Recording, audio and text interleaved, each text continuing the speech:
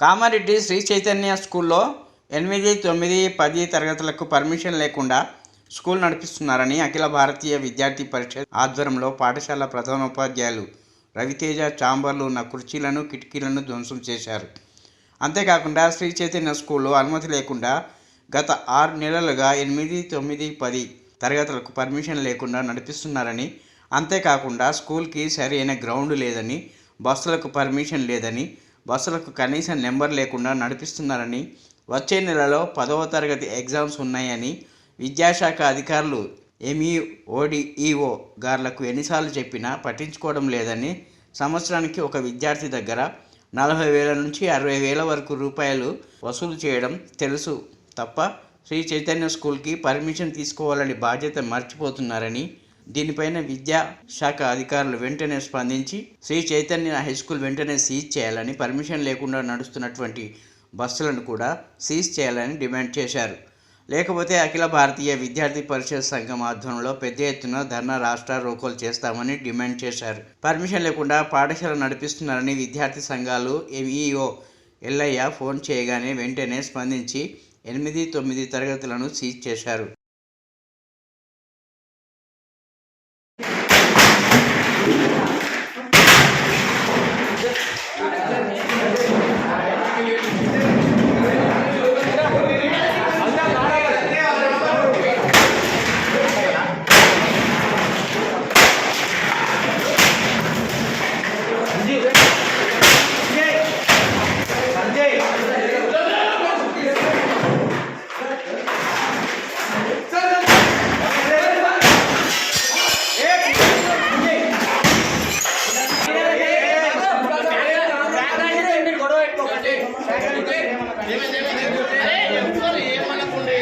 Permission లేదు.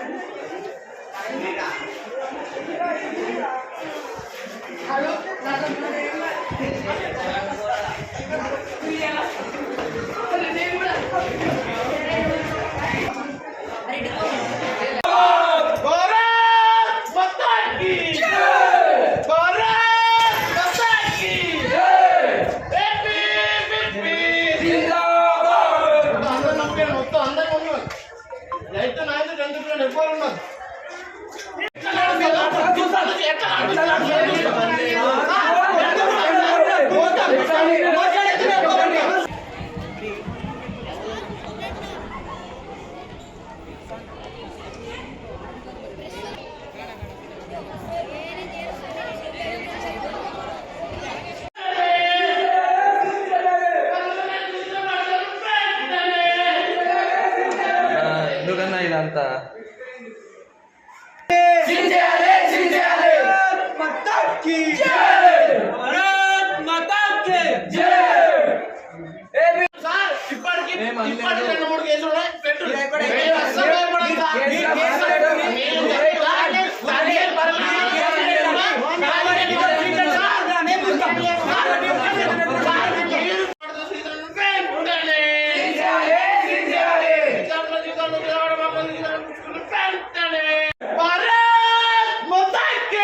Sir అది మీరు మమ్మల్ని అసలు క్వశ్చన్ చేసే పద్ధతి కాదు. మరి మీరు నాకు వాళ్ళు తెలుసు వీళ్ళు తెలుసు అంటే ఇప్పుడు ఇంట్రడ్యూస్ చేసుకున్నప్పుడు సార్ పలానా ఎక్కడి నుంచి సార్ ఏం సార్ అని అడిగి తెలుసుకోవద్దా?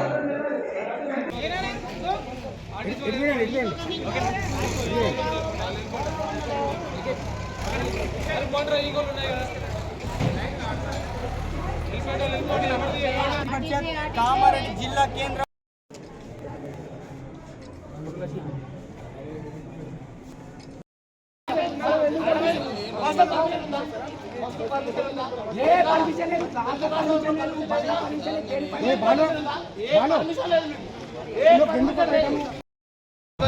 కామారెడ్డి శాఖ ఆధ్వర్యంలో శ్రీ చైతన్య హై స్కూల్ ఏదైతే ఉందో పర్మిషన్స్ లేకుండా పాఠశాల నడిపించడం జరుగుతూ ఉంది. 7th, 8th, 9th క్లాసెస్కి ఇప్పటి వరకు సంవత్సరం నుంచి చూస్తూ ఉన్నాం. వారికి కోసం పర్మిషన్ లేదు, గ్రౌండ్ లేదు, అలాగే ఈ స్కూల్ బసెస్ కూడా పర్మిషన్ లేకుండా శ్రీ చైతన్య స్కూల్ ఏదైతే ఉందో పాఠశాల నడిపించడం జరుగుతూ ఉంది. వెంటనే డిఈఓ గారు కావచ్చు, ఎంఈఓ గారు కావచ్చు, వీరిపై వెంటనే చర్యలు తీసుకోవాలని చెప్పేసి ఈరోజు ఏబీపీ డిమాండ్ చేస్తూ ఉంది. లేని ఏడల డిఈఓ గారి కార్యాలయాన్ని ముట్టడిస్తామని చెప్పేసి ఏబీపీ డిమాండ్ చేస్తూ ఉంది. గ్రామంలో చదువుకున్న నిరుద్యోగులకి శిక్షణ శిబిరం డోర్నకల్ మండలంలో నిరుద్యోగులుగా ఉపాధి కల్పనగా ఏపీపీ సంస్థ ద్వారా అవగాహన సదస్సు గొల్లచెర్ల గ్రామ శివారు సాయి ఫంక్షన్ హాల్లో నిర్వహించారు. ఈ కార్యక్రమానికి సుమారు 100 మంది యువతీ యువకులు పాల్గొన్నారు. ఈ సందర్భంగా district employment officer Krishna, coordinator సిబి రెహమాన్, గాడిపల్లి మధు, కాజా, మసీద్ ఖాన్ మాట్లాడుతూ గొప్ప గొప్ప చదువులు చదివి ఉద్యోగాలు రాక ఇబ్బంది పడుతున్న వారు స్కిల్ డెవలప్మెంట్ ద్వారా అన్ని రంగాల్లో ఉపయోగపడతాయని ఆయన తెలిపారు. టైలరింగ్ చేస్తారు కదా, ఇక్కడ నేర్చుకున్నారా? ఎక్కడమ్మా? ఏ ఇన్స్టిట్యూట్లో? మామూలుగా 5,000 10,000 డబ్బులు ఇచ్చారు, 2,000 3,000 ఇచ్చి నేర్చుకుని ఉంటారు, అంతే కదా. ఇప్పుడు సపోజ్ ఇప్పుడు మేమే జనశిక్షణ సంస్థ వల్ల ఉన్నాం అనుకోండి. వరంగల్ జిల్లాలో ఇంతకుముందు మొత్తం పాత ఉమ్మలు వరంగల్ జిల్లా అన్ని చోట్ల tailoring, beautician, hand embroidery, jute, తర్వాత మగవాళ్ళ కోసం వైర్లెస్, ఎలక్ట్రీషియను, ఇట్లాంటి అన్ని ప్రోగ్రాంలు ఫ్రీగా ఇచ్చేవాళ్ళం. ఇప్పుడు మీరు 5,000 10,000 పెట్టి టైలరింగ్ నేర్చుకున్నారు, అవునా? ఇప్పుడు నేనే ఫ్రీగా టైలరింగ్ ఇక్కడ డోర్నకల్లోనే పెట్టి నేర్పిస్తూ ఉంటే ఎంతమంది నేర్చుకుంటారు? చేతులేద్దండి టైలరింగ్. మీరు నేర్చుకుంటారు కదా. లేదు అట్లా కాదు, మంచిగా మన దగ్గర బ్యూటీ పార్లర్కి బాగా డిమాండ్ ఉంది, బ్యూటీషియన్ కోర్సు నేర్చాలని చెప్పినప్పుడు ఎంతమంది నేర్చుకుంటారు కదా. బయట అయితే ఒక 30,000 రూపాయలు ఉంటుంది బ్యూటీషియన్ కోర్సుకి.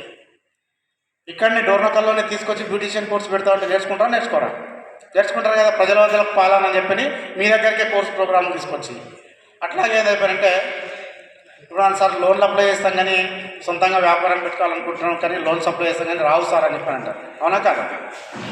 ఎన్ని రకాల లోన్స్ ఉంటాయో తెలుసా?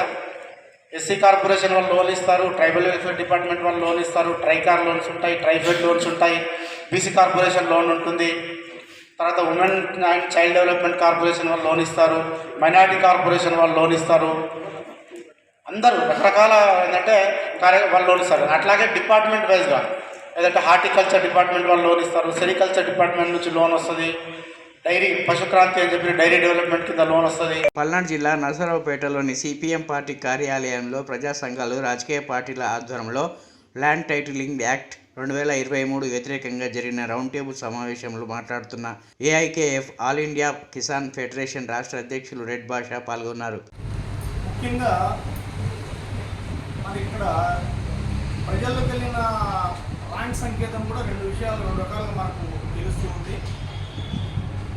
జగన్మోహన్ రెడ్డి ఎన్నో సంవత్సరాల నుండి పెండింగ్లో ఉన్న భూములు, మరి ఆక్రమించుకున్న పేద ప్రజలు ఆక్రమించిన భూములు ఇప్పటి వరకు వారికి ఎలాంటి కూడా దాని మీద హక్కు లేకపోవడం వలన ఈరోజు జగన్మోహన్ రెడ్డి గారు పేద ప్రజల గురించి ఆలోచిస్తూ మరి వారికి ఆ భూములపైన హక్కు కల్పిస్తున్నాడు అనేది వైసీపీ పార్టీ వాళ్ళు ప్రభుత్వం ద్వారా జనాల్లోకి తీసుకెళ్ళడం జరిగింది.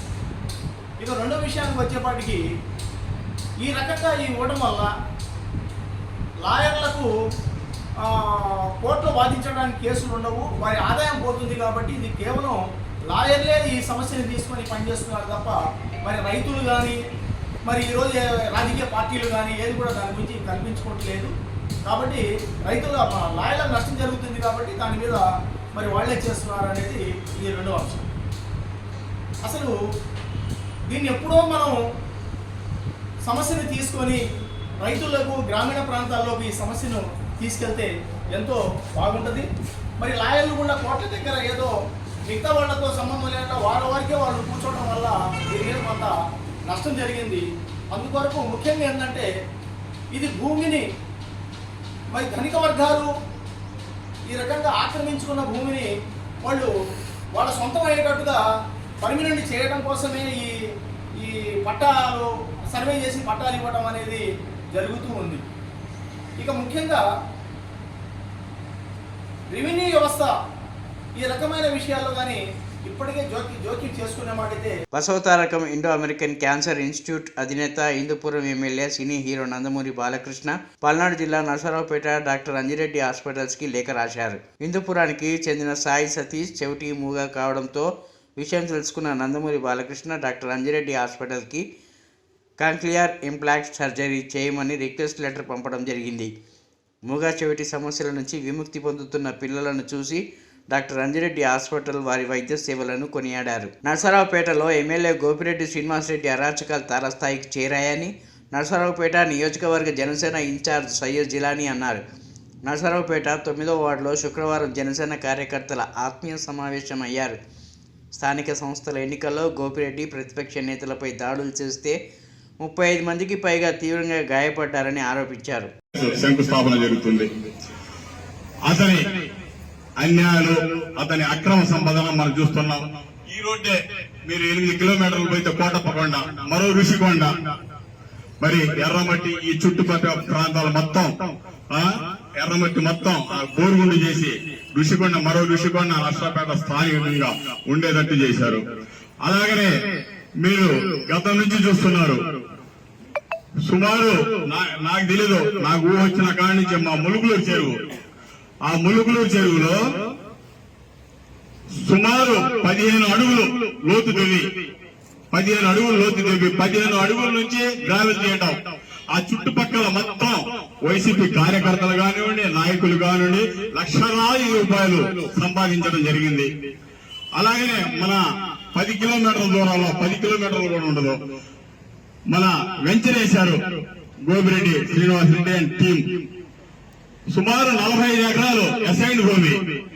అవన్నీ 1, 2, 3 చేతులు మాత్రం జరిగింది. వాళ్ళ డబ్బులు వాళ్ళు తీసుకున్నారు. చివరికి బలి అయింది. చిన్న సన్నకారు ఏదో వ్యాపారం చేద్దామని పోయిన వాళ్ళు ఇప్పుడు ఆగిపోయి బలి అయిపోయారు. రేపు ప్రభుత్వం మారగానే చుట్టూ సర్వే పెడితే ఎగిరిపోయేది. నరసరావుపేట పట్టణంలో ఎస్ఎస్ఎన్ కళాశాల వెనుక వైపు పాలపాడు రోడ్డులో ఏర్పాటు చేస్తున్న ఆర్చి విగ్రహాలను తొలగించాలని నరసరావుపేట నియోజకవర్గ TDP incharge doctor Chadalavada Aravinda Babu జిల్లా కలెక్టర్ నరసరావుపేట మున్సిపల్ కమిషనర్కు ఫిర్యాదు చేశారు.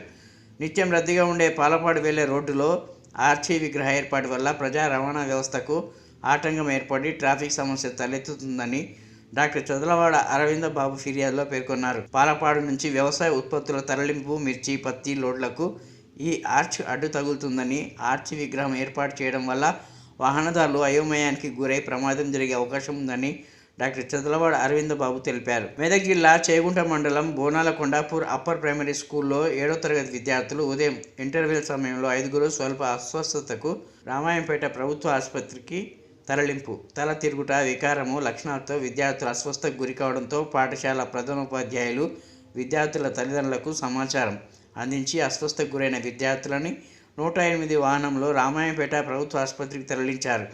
విద్యార్థులు ఉదయం ఇంటర్వెల్ సమయంలో బయట ఫుడ్ ఏదైనా తిని ఉండవచ్చునని భావిస్తున్నారు. ప్రస్తుతం విద్యార్థులు అంతా క్షేమంగా ఉన్నారు. ఉదయం ఇంటర్వెల్లో సమయంలో అస్వస్థకు గురైన 5 విద్యార్థులలో 4కి రామాయంపేట ప్రభుత్వ ఆసుపత్రికి తరలించగా మరొక విద్యార్థిని సిద్దిపేట ఆసుపత్రికి తరలించారు.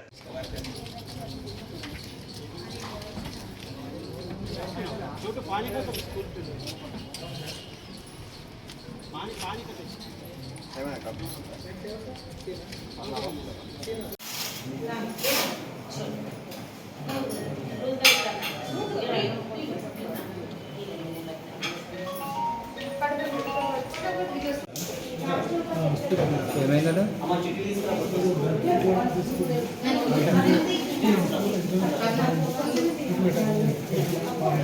మెదక్ జిల్లా రామాయంపేట పట్టణంలో కాంగ్రెస్ పార్టీ నాయకులు విలేకరుల సమావేశం ఏర్పాటు చేశారు. ఈ సందర్భంగా కాంగ్రెస్ పార్టీ రాష్ట్ర కార్యదర్శి సుప్రభాతరావు మాట్లాడుతూ 6వ తారీఖున సిద్దిపేట పట్టణంలో కాంగ్రెస్ పార్టీ కార్యాలయం ప్రారంభోత్సవం జరుగుతుందని పేర్కొన్నారు. ఆ రోజు మైనంపల్లి హనుమంతరావు ఆధ్వర్యంలో కొంపల్లి నుండి 1000 కార్లతో కాంగ్రెస్ పార్టీ నాయకులు, కార్యకర్తలు సిద్దిపేటకు తరలి రావడం జరుగుతుందన్నారు. మెదక్ అసెంబ్లీ నియోజకవర్గం నుండి కాంగ్రెస్ పార్టీ నాయకులు, కార్యకర్తలు పెద్ద ఎత్తున తరలి రావని పిలుపునిచ్చారు.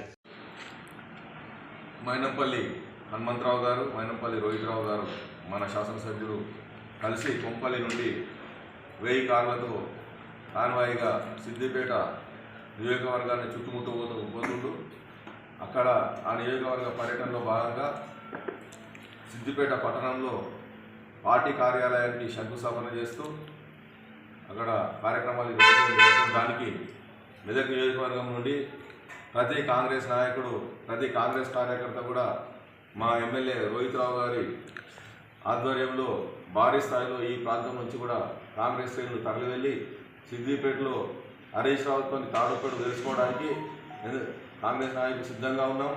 ఎందుకంటే మెదక్ నియోజకవర్గం సర్వనాశనం కావడానికి ముఖ్య కారకుడు హరీష్ రావు గారు.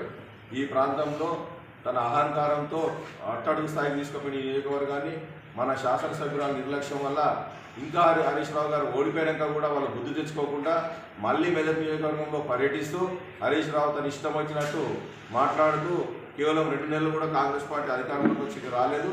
ఈ మళ్ళీ ఇక్కడ మీటింగ్లు పెట్టుకుంటూ ఆయన వంకర బుద్ధి పోలించుకోకుండా మళ్ళీ మెదక్ నియోజకవర్గంలో పర్యటిస్తూ కాంగ్రెస్ పార్టీపై మా శాసనసభ్యునిపై తన నోటికి వచ్చినట్టు మాట్లాడుతుంటూ దాన్ని తీవ్రంగా కాంగ్రెస్ పార్టీ ఖండిస్తుంది. ఇక నుంచి హరీష్ రావు గారు మెదక్లో అడుగు పెడితే ఈ మెదక్ నియోజకవర్గంలో ఆయన అడుగు పెడితే ఎక్కడికక్కడ అడ్డుకుంటాం, ఆయన ఈ నియోజకవర్గం పులిమేరలు దాటించి కొడతామని చెప్పి తెలియజేస్తున్నాం. ఎట్టి పరిస్థితుల్లో హరీష్ రావును వదిలిపెట్టే ప్రసక్తి లేదు. మెదక్ పూర్తిగా అభిమానం కానీ కూడా ఆయనే కారణం. కాబట్టి ఆయన ఇక్కడైనా బుద్ధి తెచ్చుకొని ఆయన సిద్దిపేటకు పరిమితం అయితే మంచిగుంటుంది, లేనట్టయితే ఆయన అడగడం అడ్డుకుంటామని హెచ్చరిస్తున్నాం. అదేవిధంగా ఖచ్చితంగా ప్రతి గ్రామం నుంచి ఈ నియోజకవర్గంలో ప్రతి గ్రామం నుంచి కూడా హరీష్ రావు కాన్స్టిట్యూన్సీ చుట్టుముడతామని హెచ్చరిస్తున్నాం. ఎస్టీ గిరిజన ప్రాంతాల్లో సీసీ రోడ్లు డ్రైన్లు కట్టడానికి మండలానికి 1,50,00,000 చొప్పున నిధులు ఎమ్మెల్యే గారు విడుదల చేయడం జరిగింది. దానికి ఎస్టిమేట్లు కూడా పూర్తయినాయి. 3-4 రోజుల పాటు అన్ని గ్రామాలు పర్యటించి ఎమ్మెల్యే గారు కొబ్బరికాయలు కొట్టి సీసీ రోడ్లు ప్రారంభిస్తారు. రామాయణపేట మండలానికి వచ్చినట్టయితే ప్రతి గిరిజన తాండాకు 10 నుంచి 15 లక్షలు పెట్టడం జరిగింది. ఆ గిరిజన గ్రామాలలో గిరిజన తాండాల్లో ఎలాంటి ఇక కార్యక్రమాలు లేకుండా పూర్తి స్థాయిలో అభివృద్ధి చేయడం జరుగుతుంది. అసెంబ్లీ ఎన్నికల్లో కాంగ్రెస్ పార్టీ మాయమాటలు చెప్పి గెలిచిందని బీఆర్ఎస్ వర్కింగ్ ప్రెసిడెంట్ కేటీఆర్ ఆరోపించారు. అయినా జీహెచ్ఎంసీ పరిధిలో బీఆర్ఎస్ పార్టీ జైత్రయాత్ర సాగించిందని శనివారం కూకట్పల్లి అసెంబ్లీ నియోజకవర్గ పార్టీ కార్యకర్తలతో జరిగిన సమావేశంలో ఆయన మాట్లాడుతూ కూకట్పల్లి స్థానంలో గెలిచి బీఆర్ఎస్ హ్యాట్రిక్ సాధించిందన్నారు. కటి ఉంటేనే వెలుతురు తెలుస్తుందని బీఆర్ఎస్ వర్కింగ్ ప్రెసిడెంట్ కేటీఆర్ అన్నారు. బీఆర్ఎస్ ప్రభుత్వ పాలన చూస్తే కాంగ్రెస్ పార్టీ పాలన అర్థమవుతుందన్నారు. చిన్నపిల్లలు కూడా కాంగ్రెస్ పార్టీ హామీలను గుర్తు చేయాల్సిన బాధ్యత తమ పార్టీపై ఉందన్నారు. హైదరాబాదీ ఓటర్లు తెలివిగా అభివృద్ధికి ఓటేశారని చెప్పారు. అసెంబ్లీ ఎన్నికల్లో కాంగ్రెస్ పార్టీ బీఆర్ఎస్ పార్టీ మధ్య తేడా కేవలం 1.8% గుర్తు చేశారు. హైదరాబాద్లో కాంగ్రెస్ పార్టీకి 1 సీటు కూడా ఇవ్వలేదన్నారు. ఆడబిడ్డలందరికీ కూడా మంచి సౌకర్యాలు కల్పించండి, మేము దాన్ని స్వాగతిస్తాం. కానీ ఒకరికి పెట్టి ఇంకొకరికి చేటు చేయడం మంచిది కాదు. ఆటో డ్రైవర్లు రెక్కాడితే కానీ డొక్కాడని వాళ్ళు ఇవాళ వాళ్ళకు కూడా వాళ్ళ కడుపు కొట్టడం కూడా మంచిది కాదు. ఆ ఉసురు కూడా ఊరికే పోదు. అందుకే ఈ ప్రభుత్వాన్ని నేను కోరేది, ఇవాళ ఏ వర్గానికి ఇబ్బంది వచ్చినా, ఏ ప్రజలకు ఇబ్బంది వచ్చినా వాళ్ళ తరఫున గొంతు విప్పడానికి, గట్టిగా మాట్లాడడానికి బీఆర్ఎస్ పార్టీ ఉంటుంది. మీ ఎమ్మెల్యే గారైతే మీ మధ్యనే 24 గంటలుండే కృష్ణారావు గారు మీకు అండగా ఉంటాడు. మీకు ఏ ఇబ్బంది వచ్చినా, ప్రభుత్వం నుంచి రావాల్సిన ఏ సౌకర్యం మీకు రాకపోయినా, కూకట్పల్లి నియోజకవర్గంలో 1,10,000 మంది అప్లికేషన్లు పెట్టుకున్నారు మొన్న. మీకు రావాల్సిన పెన్షన్ల గురించి కానీ, మీకు రావాల్సిన మహాలక్ష్మి లాంటి పథకం గురించి కానీ, ఇతర పథకాల గురించి, గృహజ్యోతి కానీ, ఇంకోటి కానీ ఫ్రీ సిలిండర్ కానీ 1,10,000 మంది దరఖాస్తు పెట్టుకున్నారు. ఆ 1,10,000 మందిలో ఏ ఒక్కరికి అన్యాయం జరిగినా, ఏ ఒక్కరికి కటికి పెట్టే ప్రయత్నం చేసినా మొత్తం కార్పొరేటర్లు, మొత్తం బీఆర్ఎస్ పార్టీ మీతో పాటు ఉంటుంది, మీకోసం నిలబడుతుంది, మీకోసం కొట్లాడుతుంది. ప్రభుత్వంతో కొట్లాడి మీకు రావాల్సిన పథకాన్ని ఇప్పించే బాధ్యత కూడా మేము తీసుకుంటామని విజ్ఞప్తి చేస్తా ఉన్నాం. 1,57,00,000 మంది ఆడబిడ్డలు ఇవాళ రాష్ట్రంలో ఎదురు చూస్తా ఉన్నారు. నెలకు 2,500 రూపాయలు ఎప్పటి నుంచి చేస్తారు ప్రభుత్వం అని ఎదురు చూస్తా ఉన్నారు. ఈ ప్రభుత్వం నిలబెట్టుకోవాలి, మాట నిలబెట్టుకోవాలని నేను కోరుతా ఉన్నా. అందుకే మిమ్మల్ని అందరినీ ప్రార్థించేది, ఇప్పటికీ ఆలస్యం అయింది, మిమ్మల్ని అందరినీ ప్రార్థించేది ఒకటే, ప్రశ్నించాలి, నిలదీయాలి. ఇచ్చిన హామీలు ఇవ్వకపోతే, అమలు చేయకపోతే తప్పకుండా అవసరమైతే వెళ్ళబట్టాలి. కానీ 100 రోజులు ఆగుదాం, 100 రోజుల దాకా యాద్ చేద్దాం, గుర్తు చేద్దాం. 100 రోజుల తర్వాత కూడా వాళ్ళు తప్పించుకునే ప్రయత్నం చేస్తే అవసరమైతే ప్రజా ఉద్యమాలు నిర్మిద్దాం.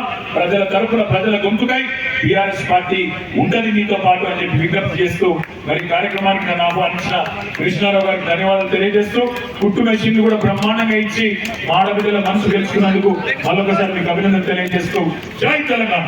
సీఎం రేవంత్ రెడ్డిపై ఎమ్మెల్సీ కవిత ఫైర్ అయ్యారు. మాట తప్పిన ఆయన్ను ప్రజలు యూటర్న్ సీఎంగా పిలుస్తున్నారని అన్నారు. ఆర్భాటంగా ప్రజా దర్బారని చెప్పి సీఎం ప్రజలను ఒక్కరోజే కలిసి ఇప్పుడు జిల్లాలోనే ప్రజాపాలనని యూటర్న్ తీసుకున్నారని విమర్శించారు. ప్రజల వద్దకే పాలన అన్న కేసీఆర్ విధానమే కరెక్ట్ అని ప్రజలకు తెలియజేసిన రేవంత్కు ధన్యవాదాలు అన్నారు కవిత. మిమ్మల్ని తెలంగాణ ప్రజలందరూ ముద్దుగా యూటర్న్ ముఖ్యమంత్రి అని పిలుచుకుంటున్నట్టుగా తెలుస్తూ ఉన్నది.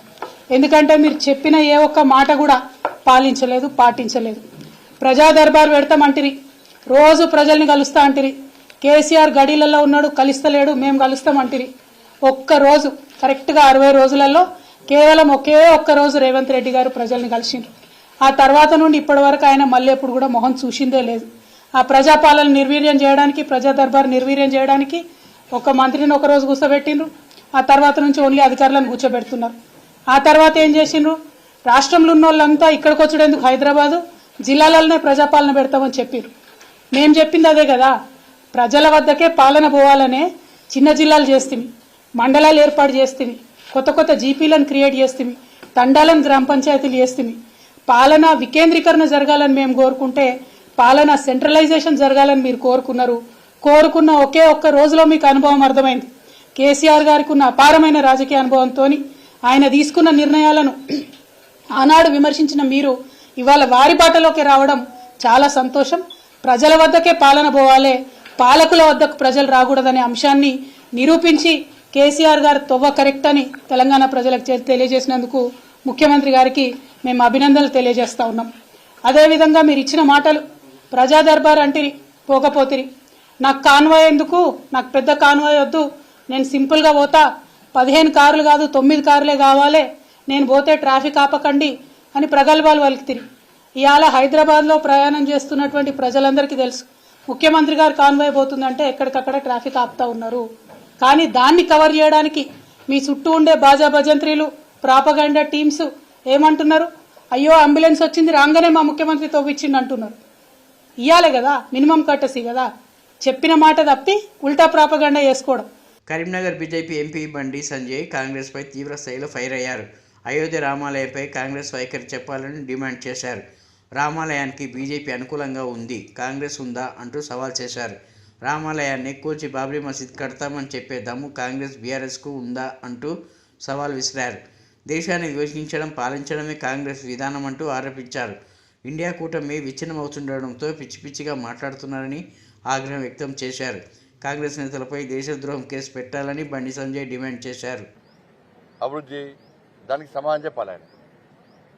వాళ్ళిద్దరికి ఏం చెప్తున్నారంటే, ఒక ఆయనేమో రోజు వాళ్ళ సొంత జిల్లా వరంగల్, బండి సంజయ్ ఏం చేసిండో వాళ్ళ సొంత జిల్లా వరంగల్ పోయేటప్పుడు ఆ పోయే వరంగల్ కరీంనగర్ నేషనల్ హైవేని అడిగితే ఆ రోడ్డు చెప్తుంది ఏం అభివృద్ధి చేసి పైసలు తీసుకొచ్చినండి. అది ఇంకొక ఆయన ఈయన ఇద్దరు కలిసి సిద్దిపేట్ ఎలుగతుర్తి ఆ రోడ్ల మీద పోతుంటారు వస్తుంటారు, వేల కోట్ల రూపాయల నిధులతోని అక్కడ కూడా రోడ్ వేస్తున్నాం. ఆ రోడ్ నడితే ఆ రోడ్ చెప్తుంది ఏం అభివృద్ధి చేసింది బండి సంజయ్ అని చెప్పండి. వీళ్ళిద్దరు కలిపి ఫంక్షన్లకో దానికో ఆయన అభివృద్ధి కార్యక్రమాలు ఆయన అక్కడ వాళ్ళు ఉంటారు కదా జగిత్యాల పోయేటప్పుడు కరీంనగర్ జగిత్యాల రోడ్ నడితే వాళ్ళు ఆ రోడ్ నడితే నేషనల్ పెడితే ఆ రోడ్ చెప్తుంది ఏం అభివృద్ధి చేశారని చెప్పండి. అట్లా ఇట్లా ఓంగ రైల్వే గేట్ పడుతుండే. ఇంతకుముందు ఈయన ఎంపీ, అంతకుముందు ఆయన ఎంపీ, వీళ్ళిద్దరు ఎంపీలు అంతకుముందు. వాళ్ళిద్దరు పోయినప్పుడు ఆడ రైల్వే గేట్ పడితే ప్రజలు ఎంత ఇబ్బంది పడతారో వాళ్ళకి తెలియకుంటే అక్కడ చుట్టుపక్కల పరిసర ప్రాంతాల ప్రజలను కానీ ఆ చుట్టుపక్కల గ్రామంలోనే ప్రజలను కానీ అటు చొప్పదని నియోజకవర్గమా అటు లక్షర్పేటలోనా ఇటు కరీంనగర్లోనా వాళ్ళని నడితే రైల్వే గేటు ఎంత ఇబ్బంది పడితే ఎన్ని గంటల తరబడి పేషెంట్స్ కానీ ఎమర్జెన్సీ పనులు ఎంత ఇబ్బంది పడుతున్నారో దాన్ని గ్రహించి 154 కోట్ల రూపాయలు సిఆర్ఎఫ్ నిధులు తీసుకొస్తాం. ఆ రైల్వే ఆర్ఓబి నడితే బండి సంజయ్ ఏం చేసిండో తెలుస్తుంది. కొంచెం లోపలికి వస్తే రైల్వే స్టేషన్ అభివృద్ధి చేస్తున్నాం. ఆ రైల్వే స్టేషన్ ముట్టుకుని నడితే కూడా రైల్వే స్టేషన్ చెప్తుంది ఏం అభివృద్ధి చేస్తామని చెప్పండి. వీళ్ళు దయచేసి దాన్ని తెలుసుకోవాలి, గమనించాలి. ఏమైనా 1000 కోట్ల రూపాయలు 10,000 కోట్లు 12,000 కోట్ల రూపాయలకు పైగా నిధులు తీసుకొచ్చింది. మరి అంతమంది ఎందుకు చెప్పుకోవాలి మీరు?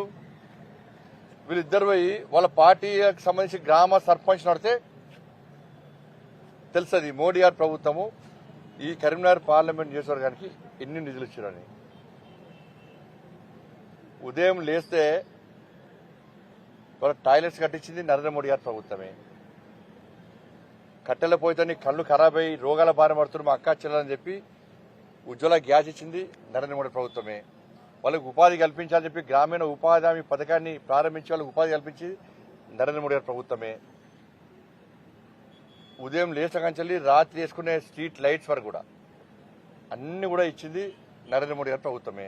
వాళ్ళిద్దరికి తెలియకుంటే వాళ్ళ పార్టీకి సంబంధించిన గ్రామ పంచాయతీ సర్పంచ్లు కానీ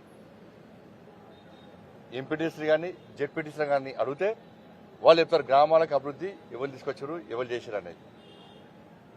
అంటే వాళ్ళు ఏం చేసారో చెప్పాలి, వాళ్ళు ఏం చేసారో చెప్పాలి. వాళ్ళు ఏం చేసారో చెప్పరు.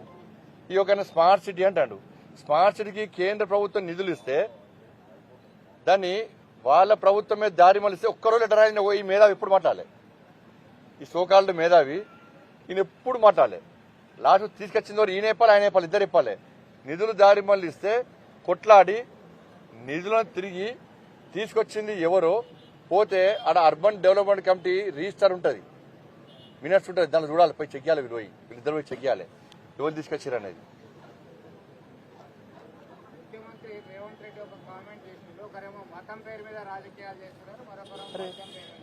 ఇలా గాలవట్టుకు మరి ఇలా నామలట్టుకొని తిరుగుతున్నారు కదా, వెంకటేశ్వర గుడి గారు కూర్చున్నారు కదా, వెంకటేశ్వర స్వామి గుడి దగ్గర నామలట్టుకొని కూర్చున్నారు కదా, మరి అది మతం కదా. మరి మేం చేస్తే మతం అవుతుంది, మీరు చేస్తే సెక్యులరిజం అవుతుందా? పోటీ వాటి చేస్తున్నారు కదా. ఎస్ మేము రామాలయం పక్కా 100% రామాలయం అనుకూలంగా మేము ఉన్నాం. మీరు ఉన్నారా? కాంగ్రెస్ పార్టీ చెప్పాలి. మీరు బాబ్రీ మసూద్ ఉందంటారా? ఆడ రామాలయం ఉందంటారా? రాముడు అయోధ్యలో జన్మించానని కాంగ్రెస్ పార్టీ బీఆర్ఎస్ పార్టీ అంటారా? లేకపోతే బాబ్రీ మసూద్ ఉందంటారా? చెప్పండి మరి ఆ దమ్ముందా చెప్పండి. మేము చెప్తున్నాం రాముడి దేవాలయం మాత్రమే. అయోధ్య రాముడు, అందాల రాముడు, ఆదర్శ రాముడు, అందరి రాముడు అదే స్థలంలో జన్మించిండు. అందుకే భవ్యమైన దివ్యమైన రామాలయ నిర్మాణాన్ని ప్రారంభించి తీరినం. మీకు దమ్ముంటే ఏం చేసుకుంటారో చేసుకోండి, చెప్పండి బయట పోయి. బీజేపీలో అయోధ్య రామమందిరం కట్టిర్రు, అది బాబ్రీ మసీదు, దాన్ని కూల్చేసిర్రు, అది తప్పు, మేము వచ్చినాక మళ్ళీ బాబ్రీ మసీద్ కడతాం అని చెప్పి దమ్ము వీళ్ళకు చెప్పండి మరి. నాకు అటు కాదు. కాంగ్రెస్ పార్టీ అబద్ధాలు ప్రచారం చేసి తెలంగాణలో అధికారం చేపట్టిందన్నారు మాజీ మంత్రి హరీష్ రావు. భద్రాచలం బీఆర్ఎస్ పార్లమెంటరీ స్థాయి ఎన్నికల సన్నాహక సమావేశంలో ఆయన మాట్లాడారు. రేవంత్ రెడ్డి తలకిందులుగా తపస్సు చేసిన రాహుల్ గాంధీ ప్రధాని కాలేడని విమర్శించారు. కాంగ్రెస్ బీజేపీ కలిసి కుమ్మక్క రాజకీయాలు చేస్తున్నాయని ఆరోపించారు. వచ్చే పార్లమెంట్ ఎన్నికలలోపు రైతుల రుణమాఫీ చేయాలని ఆయన డిమాండ్ చేశారు. ప్రజలకు ఇచ్చిన హామీలను అమలు చేసే వరకు వెంటబడి తీరుతామన్నారు. గౌరవనీయులు చెర్ల, థ్యాంక్స్ టు చెర్ల, మొత్తం భద్రాచల కార్యకర్తలందరికీ ధన్యవాదాలు.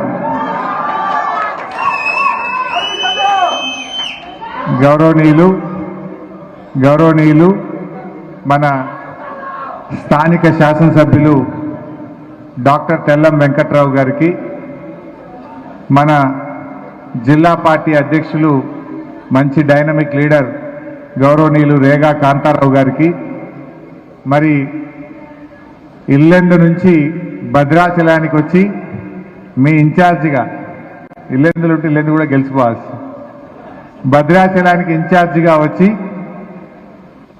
రాత్రింబవళ్ళు అక్కడ వెళ్ళకూడదు, రాత్రిపూట నీకు ప్రాణహాని ఉంది అంటే కూడా నా ప్రాణం పోయినా పర్వాలేదు బీఆర్ఎస్ గెలవాలని చెప్పి అద్భుతంగా కృషి చేసిన మా ఎమ్మెల్సీ గారు తాతా మధు గారు, గౌరవనీయులు మరో డైనమిక్ నాయకుడు పార్లమెంట్ సభ్యులు మిత్రులు వడ్డీరాజు రవిచంద్ర గారు, మా సోదరీమణి అద్భుతంగా మాట్లాడింది ఇప్పుడే.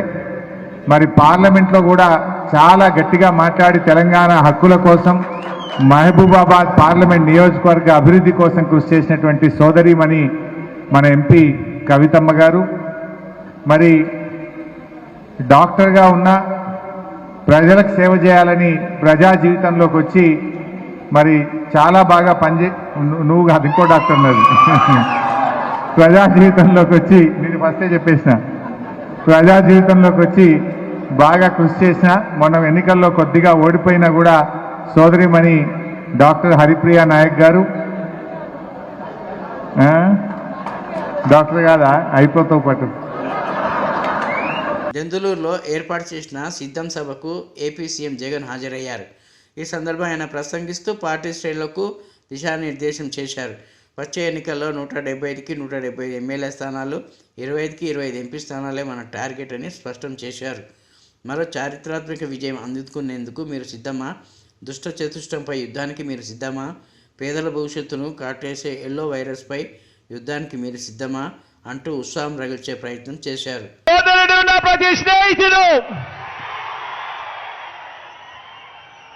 నా ప్రతి అవ్వ, నా ప్రతి తాత, మీరంతా కూడా సిద్ధమేనా? మన కర్మ ఏమిటంటే మన రాష్ట్రంలో రామాయణము, మహాభారతము ఈ రెండింటిలోని ఉన్న విలన్లంతా కూడా ఓ చంద్రబాబు నాయుడు గారి రూపేనా, ఓ ఈనాడు రూపేనా, ఓ ఆంధ్రజ్యోతి రూపేనా, ఓ TV5 రూపేనా, ఓ దత్తపుత్రుడి రూపేనా,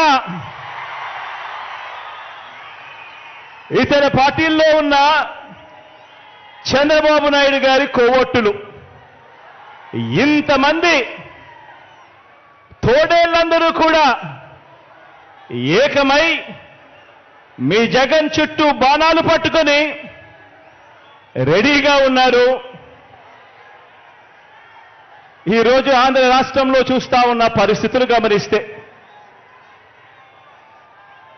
కానీ సీను వాళ్ళ వైపు నుంచి చూసినప్పుడు ఇంతమంది తోడేళ్ల మధ్యన జగన్ ఒంటరి వాడి మాదిరిగానే కనిపిస్తాడు.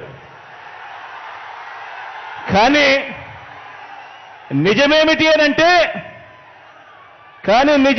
అనంటే ఇక్కడ కనిపిస్తా ఉన్నదే నిజం.